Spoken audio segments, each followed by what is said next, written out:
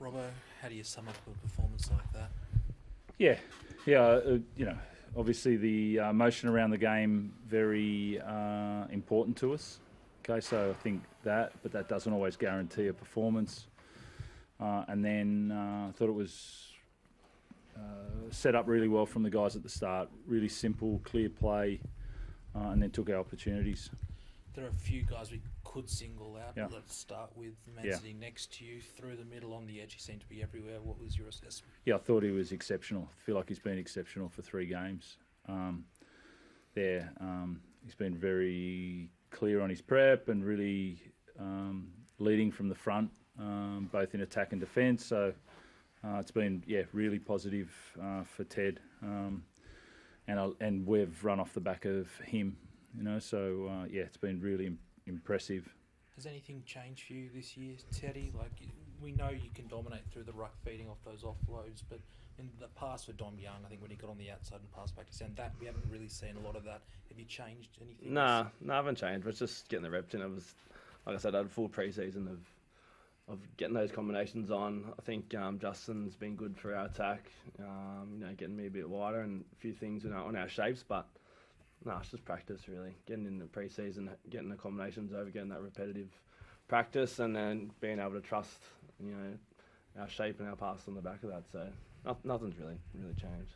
Robert, how exciting is that right edge? I know Sam did come off, but with Joey who can do anything, and then Dom Young, you just give him the ball and he burns him on the outside. How exciting is that? And we've only seen it for 2 games, but it already does look quite encouraging. Yeah, it's been, we've had to adapt to Dom a bit as well, just the absolute speed that he's got, and he's quite clear about how he wants to play on the end of a line as well. So that's been really positive.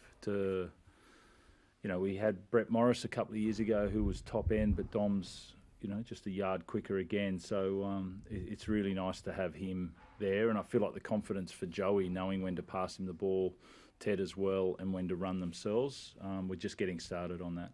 How's Sam? Yeah, he's fine. Completely fine.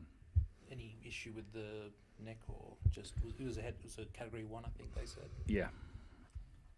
Yeah, he's completely fine. He got elbowed in the neck, and so that'll be one for this week. Did you have an issue with the contact?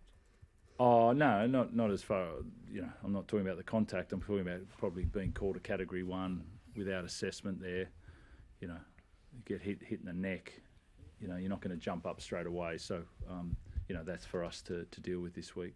Trying to get the silver lining, he goes off. Sandon Smith completely takes the game by the scruff of the neck. You talked the other day about how in the pre-season he had heaps of time training in the halves. Was that a result of that sort of extended pre-season there? Yeah. As soon as he came around, he stayed on the left, came around, kicked on the right, did really well. And then someone who's had no pre-season there, Connor, hasn't done any time in the halves at all. He was coming back from that knee and then had to get back into 13 and 9. And then I was really proud. He's a good talker. He organises well. So for Sandon and then Connor to finish that game, I think it was maybe 24-0 when they went on. And then it gets back to 24-6 and then they take it to 48-6. That's a real credit to the way that they kept control of that game. We're just on Connor, like that's his first game since round 22 in 2022, yeah. A long time ago. Like, regardless of that, it was significant that he got to play tonight. Yeah, we acknowledged that after the game. It's been a year and a half since he played NRL. He came on and was outstanding in the trial, and it was Sandon and him going for that sort of 14 role. And Sandon, after what he's done and the development, and he took that. He, didn't get to play in Vegas. Had to play reserve grade last week, and him and Gus just decided to own that game last week, and they really wanted to play tonight in Jared's game. So that was Connor's.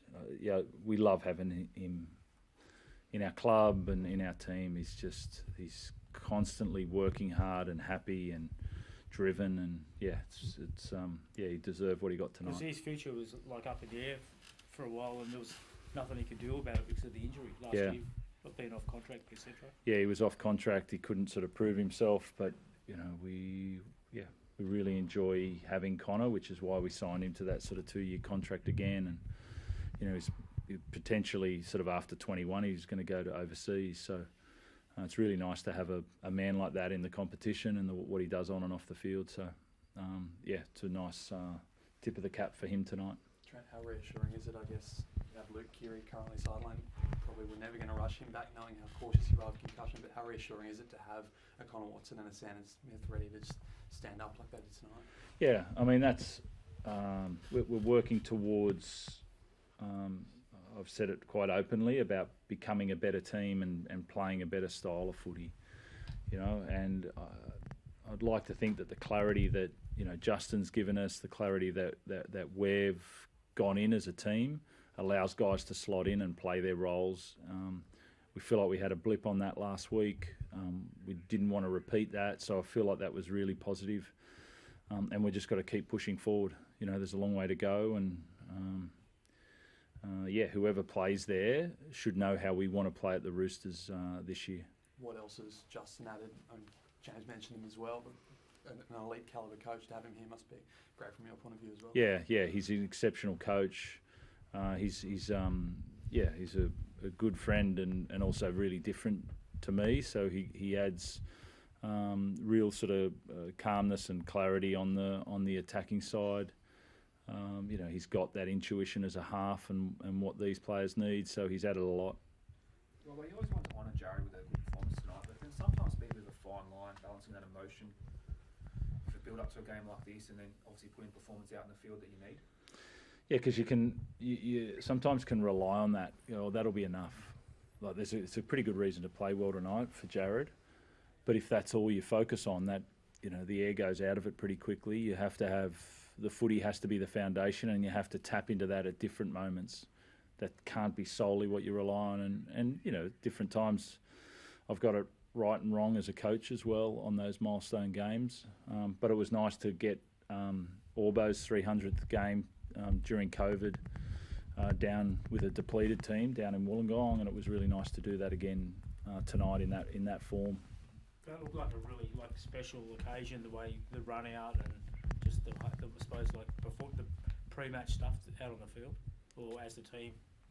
Yeah, we spent a fair bit yesterday because you understand that the emotion can get really high, but you've got to let it come out. So we spent a fair bit of time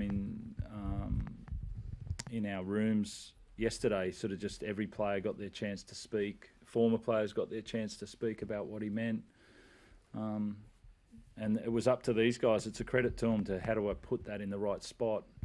And then for Jared, even to walk out there with Chelsea and the kids, and because that's exactly who he is. So he walks out there and does that, and then goes back off the kickoff, and then he had a great start to the game. He really laid the platform there. So to do that, obviously, he handled it in the right way. There's been a lot this week for him in a short turnaround as well. So, good day. When you venerate players like that, obviously the two younger guys who come on, Terrell and then particularly Nafahu, they seem really inspired to sort of play up for someone who must, for them, have been a hero when they were growing up as young front rowers. And I don't think I've ever seen Nafahu put in so much effort and play so well as he did tonight. And I wonder what your reflection on their performance was. Yeah, obviously the Kiwi guys there, and Jared's got mana. That what they say there, and that spirit, and that's. It goes a bit deeper than, it's a milestone game, I've got to play well. No. There was a depth to those guys. And he's honoured the front rower code for 300 games. Clearly there's a code of those guys that make him different. And he's been able to pass that on to a lot of the guys. So, they spoke about it yesterday. They really wanted to play well. Teddy, can I ask you quickly about the singling with Latrell? What did you think? Were you surprised he got pinned? I'm not sure. I thought he interfered me a fair play for the ball, so I guess I thought it was alright. I thought it was probably. I mean, we're adjusting for the ball, but I feel like I was sort of taken away from opportunity to score, so I'll take it.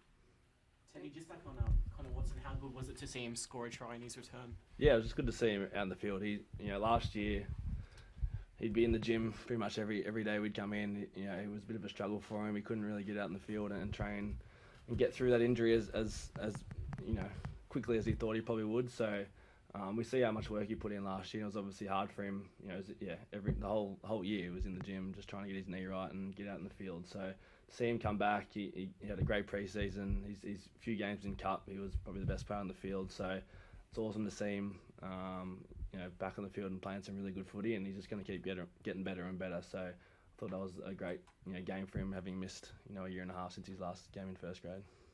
Thanks, everyone. Thank you. Thanks,